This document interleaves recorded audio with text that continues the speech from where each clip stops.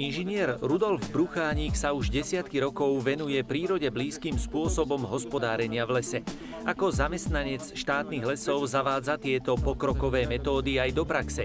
Radí kolegom z iných lesníckych subjektov, napríklad aj horárom na Starej Myjave, kde sa stretli členovia Pro Silva, Združenia pre prírode blízke hospodárenie v lesoch. My sme začali prírode blízke hospodárovanie v štátnych lesoch robiť od ich vzniku od roku 2000. Tomuto obdobu predchádzali na Slovensku veľké kalamity. My sme v 96. zažili veľkú kalamitu v Ostrbli, potom v 1999. sme zažili veľkú kalamitu v listnatých lesoch v stredozápadnom Slovensku. No a vlastne videli sme, že v podstate na ten les sú stále viac a viac skladené tie určité klimatické zmeny, ktoré ten bežný les bude stále viac a viac trpeť. A preto sme hľadali nejakú takú inú alternatívu obhospodarovania a vlastne to obhospodarovanie prírode blízkym spôsobom sa nám videla ako vhodná alternatíva a preto sme začali ju postupne presadzovať. Základným rozdielom oproti klasickej výchove porastov je fakt, že pri tejto starostlivosti o lesy nevznikajú holoruby. Lesy sa obnovujú jednotlivým výberom stromov. Vyžaduje to však zručných pilčíkov, ale aj viac financií. Tak je to určite namáhavejšie, čo sa týka ťažby. Musí človek dávať viac na to pozor, prerezovať na sortimenty sa musí, odrhanie to vôbec ako s koňmi sa dosť približuje takéto porasty. Na výkone sa to odrazí, od tých 10-15 kubíkov denne, ako je tam menší výkon, tak je to také namáhavejšie. A musí to byť samozrejme finančne dobre ohodnotené, aby tá partia aj zarobila niečo.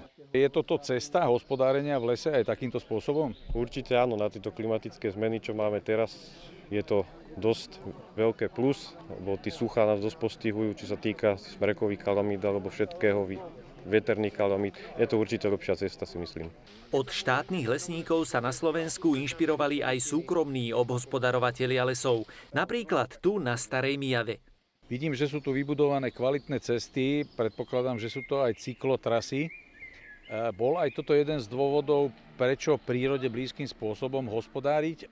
Sme v rekreačnej oblasti, sme časť okresného mesta, takže je tu veľký tlak ľudí. Ľudia úplne inak vnímajú, či im ten les odchádza naraz pred nimi alebo odchádza im postupne.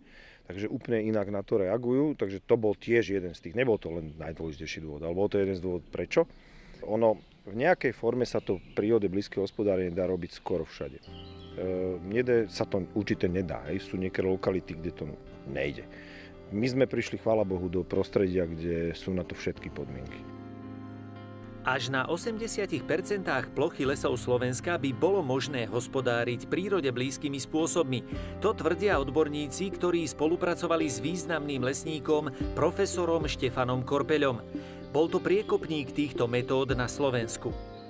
My sme v 90. rokoch robili len holoruby, celoplošnú prípravu. A my sme dokázali za obdobie 10 rokov zmeniť celú filozofiu lesníctva, teda novú paradigmu prírody blízkeho hospodárenia lesa.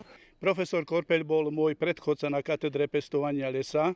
Bol to človek zanietený práve pre tieto prírode blízke spôsoby hospodárenia. Lesnícka fakulta vytvorila kuratórium a to kuratórium každý rok odozdáva cenu profesora Korpeľa lesníkom, ktorí sa zaslúžili alebo sa vlastne určitým spôsobom aj v tomto období zaslúhujú o to, aby sa prírode blízke pestovanie lesa, prírode blízke obhospodarovanie lesa dostalo do maximálne veľkej plochy lesov Slovenska. V roku 2022 túto cenu získali lesníci Ján Farkaš a Pavol Konečný.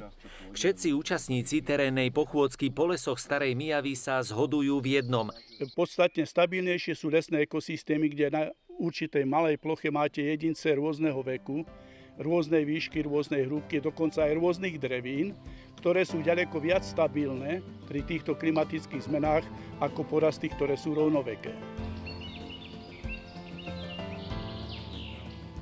My keďže sme to začali realizovať v štátnom podniku a vytvorili sme určitý systém, ktorým sme vlastne stále napredovali každým rokom, tak si myslím, že je to dosť vysoké číslo, zhruba to reprezentuje asi 10% lesnej pôdy, ktorú štátny podnik obhospodaruje. Od minulého roku máme k dispozícii vyhlášku, ktorá jasne deklaruje, čo je prírode blízke hospodárenie, ktoré postupy ho reprezentujú, ako sa má robiť. A tým pádom už aj tá lesnícka taxácia vlastne zapojila do tých svojich pracovných postupov tieto legislatívne podmienky a začínajú to uplatňovať v širšom rozsahu.